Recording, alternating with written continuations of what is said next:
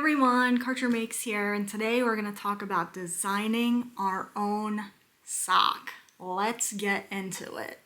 So before we get into the actual design process, I want to cover a few things here. Down in the description box below, there will be timestamps so that you can skip around this video. So if you're not interested in hearing about the sock architecture or the stitch pattern dictionaries, you can just skip to the part where we get into the design of the actual sock. So feel free to use those. But first, I just really want to talk about the architecture of a sock. If we're going to design a sock, we need to understand what are the pieces that go into that design. So a really good resource that I have found has really helped my sock knitting is this book by Laura Neal. It's called Sock Architecture, and this is not sponsored. I bought this with my own money, probably, I don't even know, 8 years ago maybe. Whenever it came out, I bought it. And what this book does really well is walk you through exactly what it says, the architecture of a sock, and it gives you a lot of options for cuffs, heels, toes, the actual leg of the sock, the foot of the sock. It really goes into those details. So this is a great resource I recommend checking out if you're interested in either just knitting socks or even designing your own. This is a really good resource for that. So first up, we're just going to quickly walk through the anatomy of a sock. And a lot of this is common sense, but for completeness purposes, I'll go over it here. So here's a sock that I made, and this is a design, I will say loosely, that I came up with, although it was just a stitch pattern from one of the stitch dictionaries that we're going to talk about in a second. But here we have a sock, and I knit my socks top down, but it applies if it's toe up as well. So we have the cuff, that's the part that goes around your leg. We have the leg itself, the heel. This happens to be a shadow wrap heel, and we have the foot, and we have the toe. The only exception I would say is if you're knitting a heel flap and gusset, your makeup of the sock is going to look a little different here because you will obviously have a heel flap, and then you will have a gusset section here where it will be shaped to fit around the ankle and into the foot. So, but for this purpose, I used the shadow wrap heel, which is a short row heel. So that is the sock architecture as we have it. And when we talk about design, all of these things are going to be variables that go into the sock design equation. Don't be scared. It sounds harder than it really is. Once you walk through this process, you will be able to design your own sock pattern. So first up, let's talk about stitch dictionaries. And I can't say that word all the time properly. Stitch dictionaries. And I have quite a few. You don't need all of these. You can find a lot of stitch patterns for free on the internet. I like books. I like resources. So I have all these books. And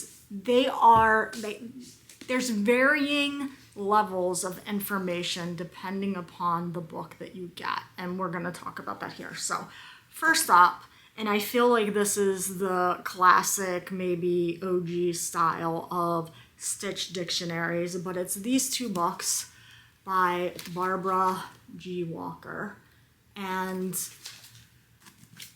you can find these on Amazon, by the way. You probably find all of these books on Amazon, but Barbara G. Walker. And what Ms. Walker does well is she has a plethora of patterns in these books. And I have 2 of them. I think there's 4 or 5 of them total.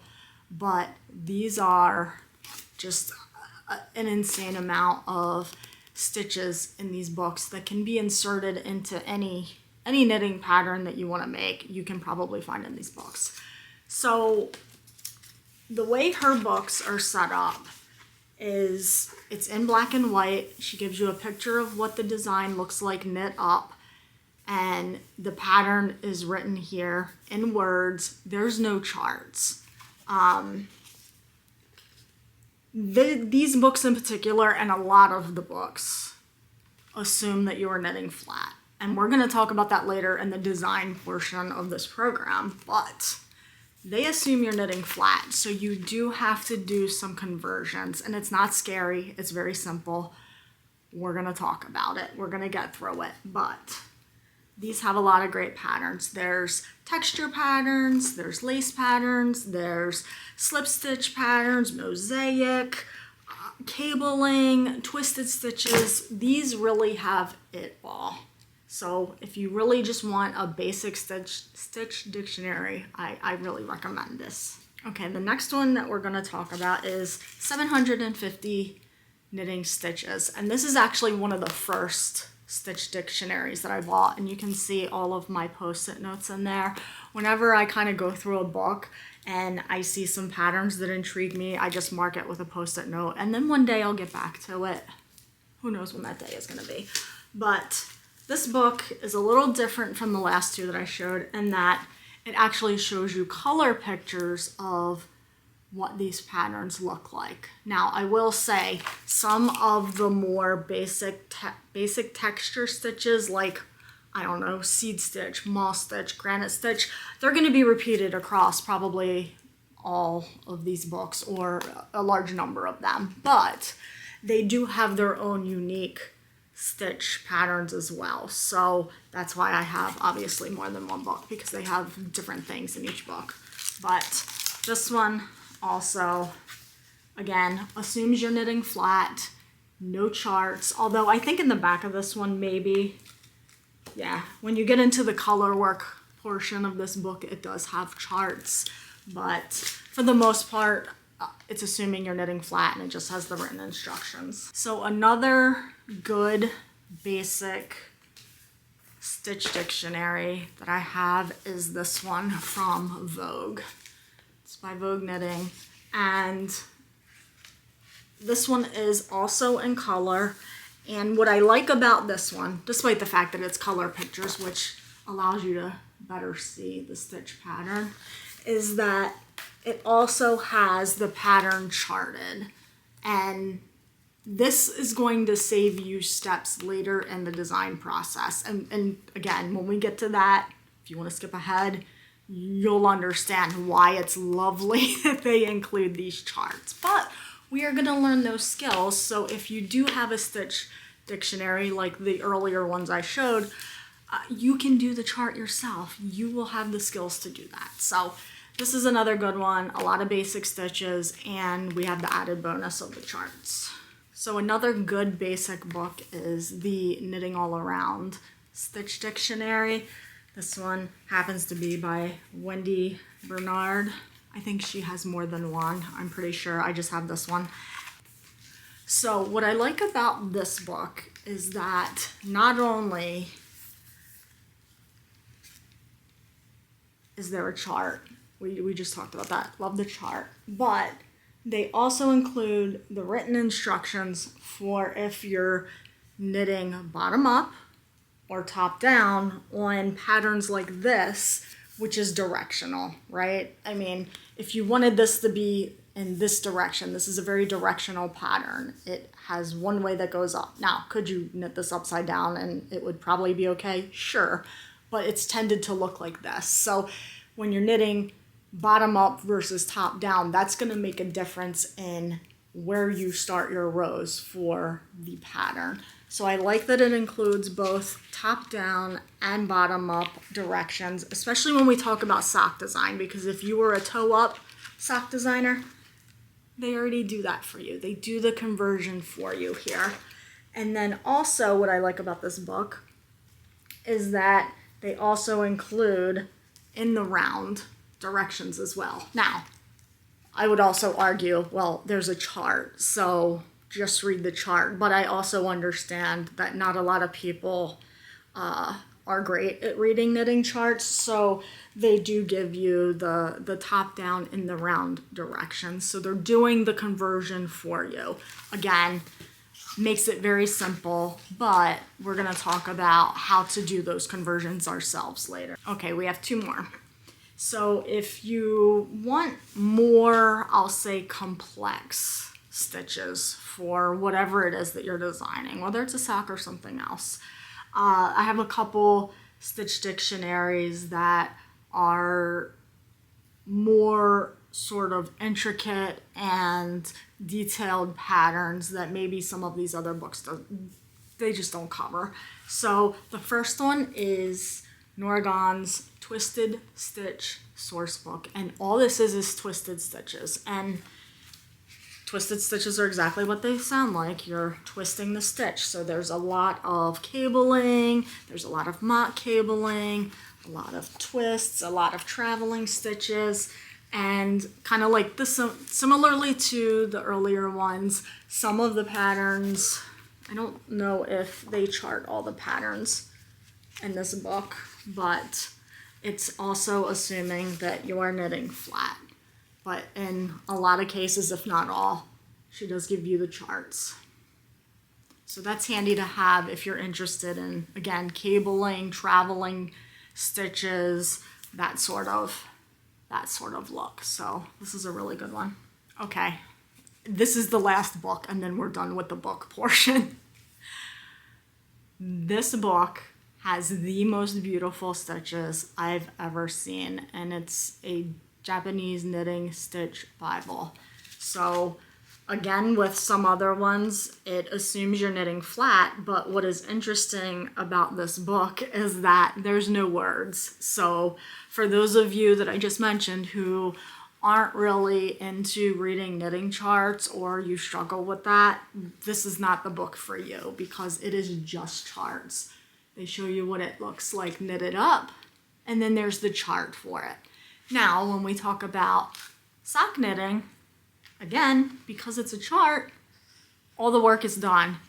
And we'll talk about how to do this, right? When we talk about modifying the stitch count to work into a sock pattern, but for the most part, hard part's done. It's already charted for you. So this is, again, beautiful stitches, really beautiful patterns, and this is a great resource. Let's talk now about designing the sock. Let's get to the fun part. So there's a couple things that need to be taken into consideration, and I'm gonna call that the sock equation. And again, if you're not great at math, don't be scared. I'm terrible at math. I can still do this, so it's okay.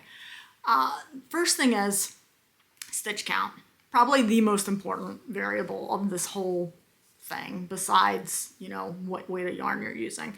Stitch count. You have to know your starting stitch count. So if you've knit 1, 2, 3 pairs of socks, you probably already know what your preferred stitch count is for a fingering weight pair of socks, or even a DK weight pair of socks. You're probably familiar enough to know what works and what doesn't. So keep that in mind, as well as all of the other things when we're knitting a pattern, right? To get gauge, the yarn weight, the needle size, how big you plan on making your sock, right? And I'm not just talking about the stitch count going across, I'm talking about the length. So are you making a shorty sock that maybe only has like an inch or two here before you start the heel? Or are you knitting like a full leg sock, which this is sort of a full leg sock here. So those are things to keep in mind. Another thing to keep in mind, and I don't know how much people really think about this before knitting even an existing sock pattern, is the yarn color. Now, a color like this that is highly, and I'll show you here on the toe, highly variegated. I probably would not do some intricate shaped pattern here, because you are never going to see it, and it's just going to get kind of muddled in the color of the sock. So really kind of think about the color that you're doing. The more intricate and complex the pattern, the plainer you'll probably want your yarn to be. Now, that said, there's no knitting police, and I'm not the knitting police, and if you want to knit some really intricate lace hearts with like some crazily variegated yarn, feel free to do so. It's your choice. That's why we're making our own sock pattern, so that you can make those decisions. So those are just some variables to kind of think about. put those in your brain. And then really to start with the design process, you start thinking about your cuff. Now, I'm a top-down knitter, so I think about the cuff first. If you're a toe-up knitter, then maybe you think about that last. But for me, I start at the cuff. So I'm thinking about the cuff first. And typically, the cuff of a sock is ribbed. This happens to be a 2x2 rib. You can do any variation of ribbing, 1x1, 2x2, 3x3. There's variations on ribbing with twisted stitches and cables and all of those sorts of things, right? But basically you need to understand your starting point for your leg pattern, because that's where the actual design portion is going to come in. So talking about the leg design, so there's kind of two schools of thought to this, right? So some people only knit the pattern on the front of the sock. Some people knit it on both sides of the sock like I have here. I do both. It really depends on how complex the pattern is and how much I feel like knitting it all the way around the sock. It's completely personal preference. There's no wrong answer to that question.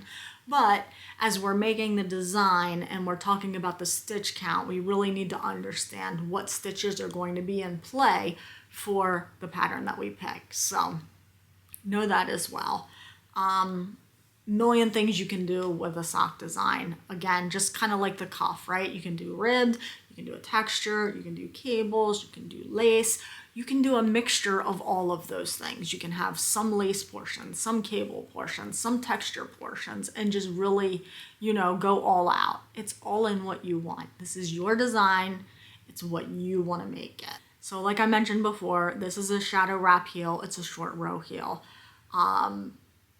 Knowing kind of what heel you're going to put in may help make some decisions about how you want your sock leg to kind of blend into it. And what I mean by that is I've seen some patterns, I've not made these myself, but I've seen some patterns where the heel, there's cabling down the leg and then it just blends right into the heel and there's some cabling action going on in the heel. You can absolutely do that, but you're going to want to know before you really start your pattern that that's what you want to do. I don't know if that's a decision I'd want to make on the fly. I'd want to plan ahead for that. And then just like I mentioned before with the cuff, the heel can be textured as well. There's garter stitch, there's stockinette. This is just stockinette. So really kind of think about what kind of heel you want to put in. And then kind of the same thing with the toe. There's wedge toes, round toes, cabled toes, seed stitch toes. Whatever it is that you want to do, you can do in the toe. Now, for the purposes of this video and when we get into the sock design portion, I kind of leave those up to your discretion on how you want to handle them, but we're going to talk about that some more next. So let's gather everything we need to design our own sock. So first up is having your pattern picked out, and I picked one out of this book. It's a relatively simple, basic pattern, and I purposely did that because this was really intended to be for budding, beginning designers who have never made their own sock pattern before. And the easier, for me, the easier that a skill is to start, the faster and better I can learn it. So we picked a really basic pattern out of this book. We're going to start there, and next up, we're going to sit down and we're going to look at the math. Like I said, stitch count is very important. We're going to look at the math. We're going to chart out our pattern. We're going to make sure that it's converted properly to in the round knitting because like I mentioned, Ms. Walker, these are assuming you're knitting flat, so we need to take that into account. And then we will talk about any other modifications that we want to make. And from there, we'll have our sock design. Next, after that, we will make a swatch. And I know I'm the last person to ever make a swatch, but we are going to make a swatch before we start on our actual sock. And then at the end, we're going to have a sock pattern made by us, for us, which is going to be amazing. So stay tuned. Okay, let's get to the fun part of designing our sock. So I got some supplies here, pen, paper. This happens to be a old graph notebook, graph paper. You can use Excel spreadsheet, you can use Google Sheets, you can use paper towel and some crayons. Whatever works for you, it really doesn't matter. So I went through my books, I found a stitch that I liked, and I really wanted to find something that was fairly basic, fairly simple, doesn't include increases or yarn overs or anything like that to have to contend with. This is intended to be a beginner-friendly how-to video, and simpler is better when you're learning new skills. So I went through and I found one that I think is going to work pretty well for this. So what I chose was the triangular stitch, and I'm gonna put in better pictures here, but it's this top one here. They're stacked triangles made from stockinette and purl stitches. So that's what we're going to do. Now, the book gives us very important information that we need to fill in some of the variables that we talked about earlier. Number one is, well, what does it look like when it's finished? And something to keep in mind with a lot of these stitch dictionaries, this one in particular, it assumes that you're knitting flat, and we're going to have to make some changes in order to interpret this pattern for an in the round knitting project like a sock, where you're not knitting back and forth, flipping the work, you're knitting circular round and around as a tube. So one, it gives us a picture of what it looks like from the right side, and some patterns like this one, the front and back isn't important because it's a symmetric pattern.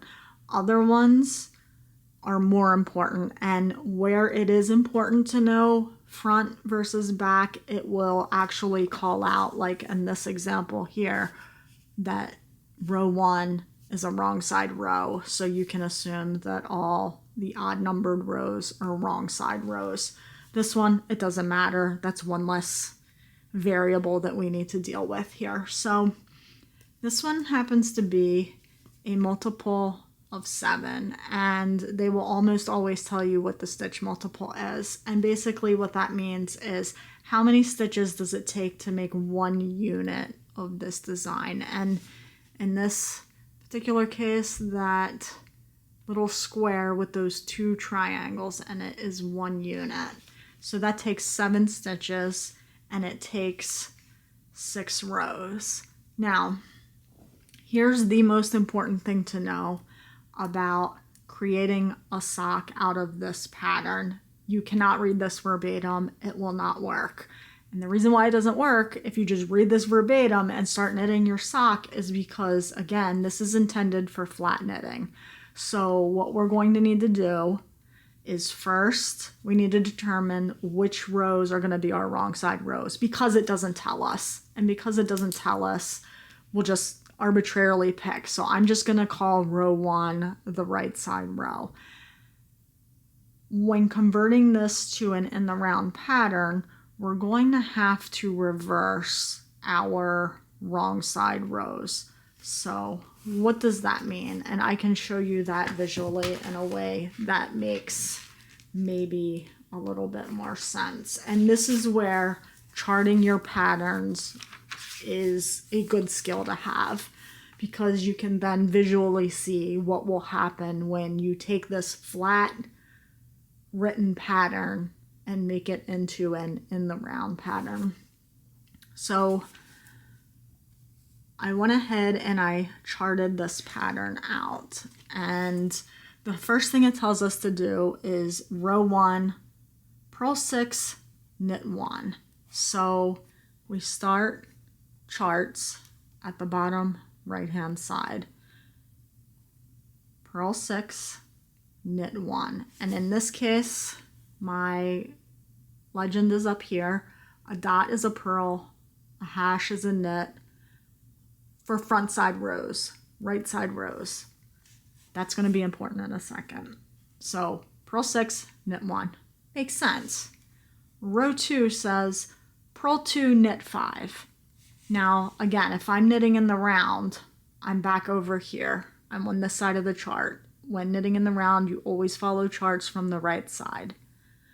Now, if I do what these words say, it's not going to work because it's telling me to purl 2, knit 5. And if I purl 2, that's going to throw off the pattern of my purl triangle. So I need to reverse that because, again, it's assuming you're knitting flat. And when you're knitting flat, you're starting from this side of the work. You're starting from the right side of the wrong side of the work, which is the left side of the right side of the work.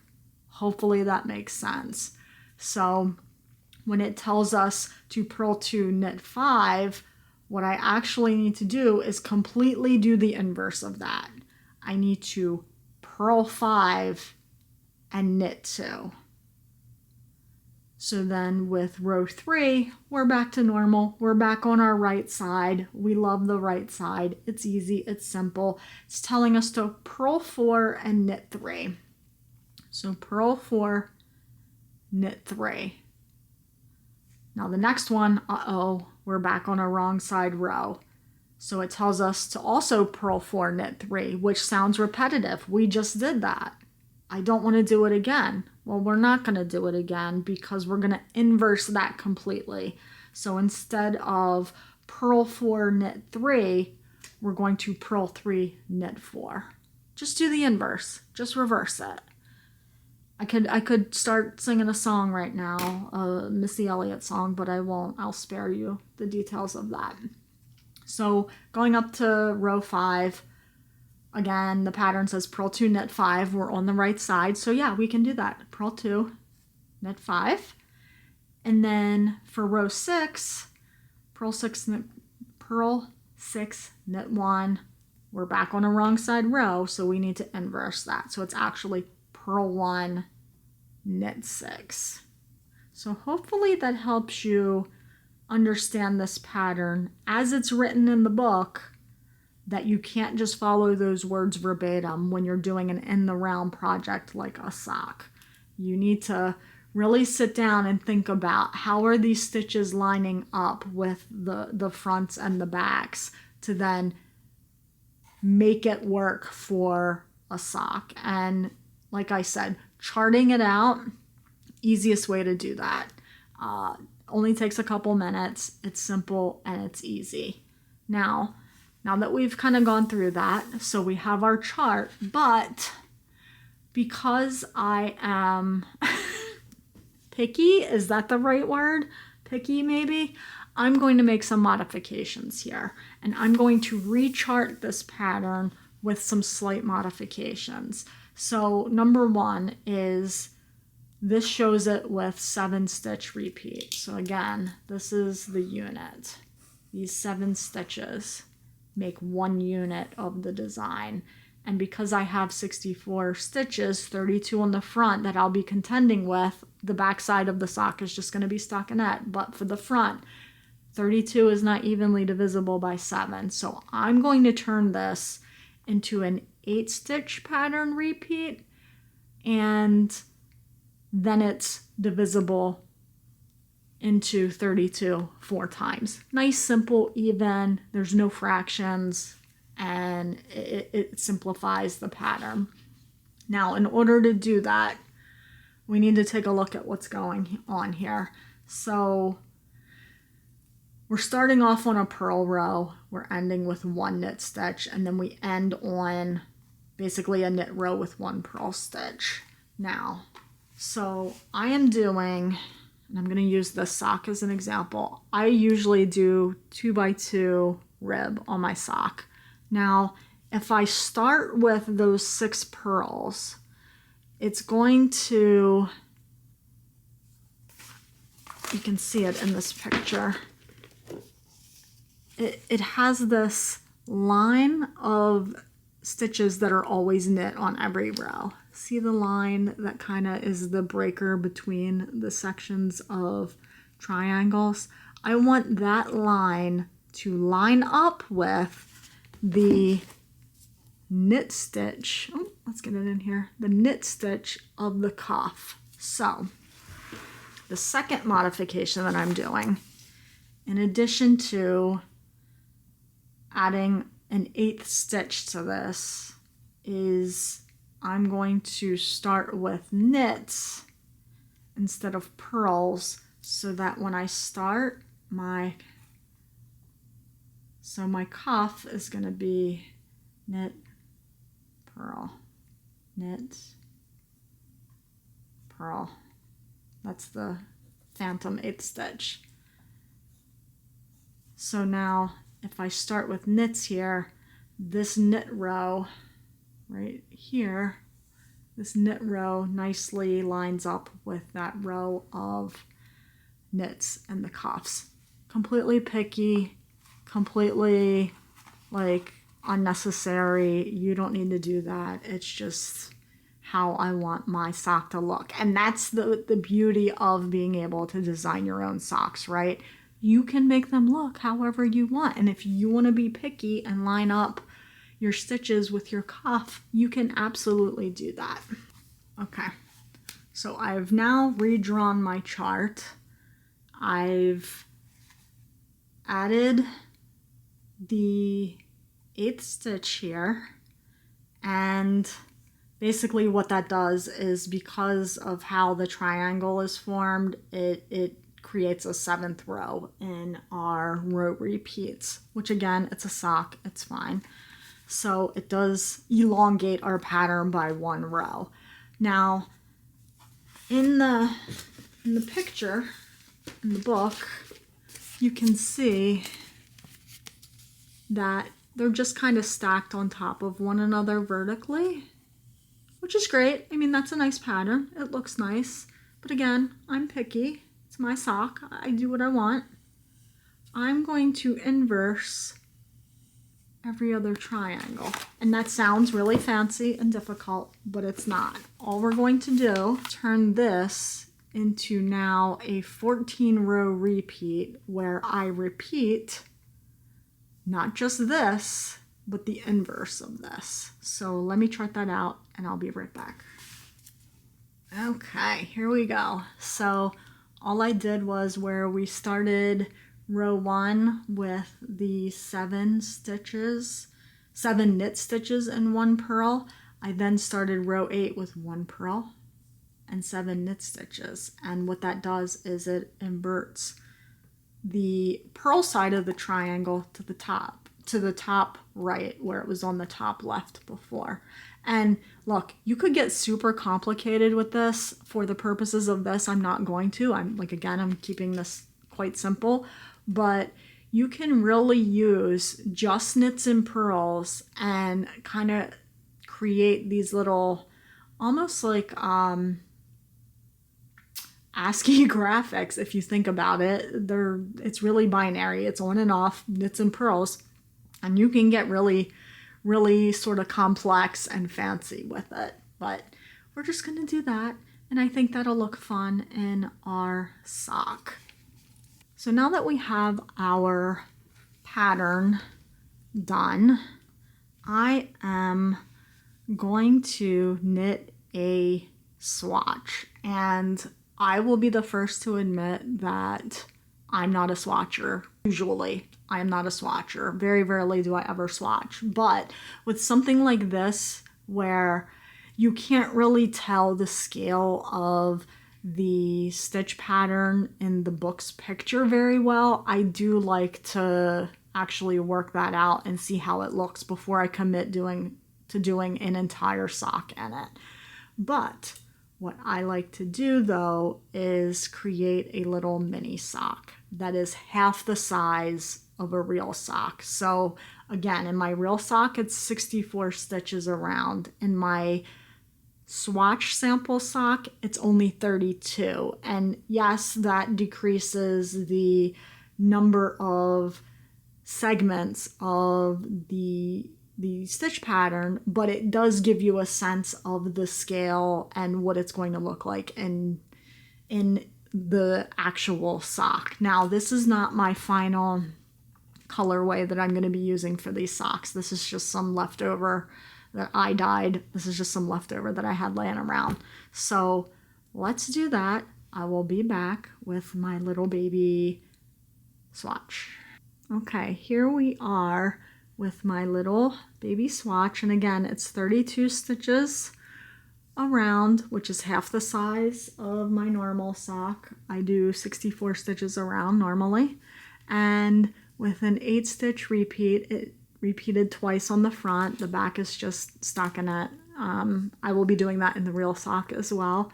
But 2x2 rib, and you can see here what I was talking about with that row of stockinette lining up with the cuff. It actually worked. It did what I thought it was going to do. So I kind of love it when a plan actually works out. But you can see how it kind of makes this like little window pane pattern, which is fun. I like it.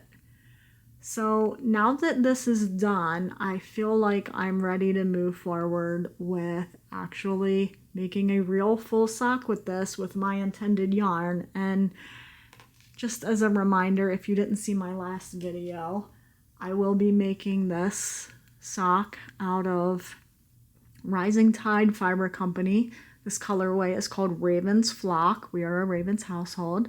And it's just this kind of subtly speckled black and purple gray speckles on the bare yarn. And I love it. And I can't wait to see what these socks are going to look like.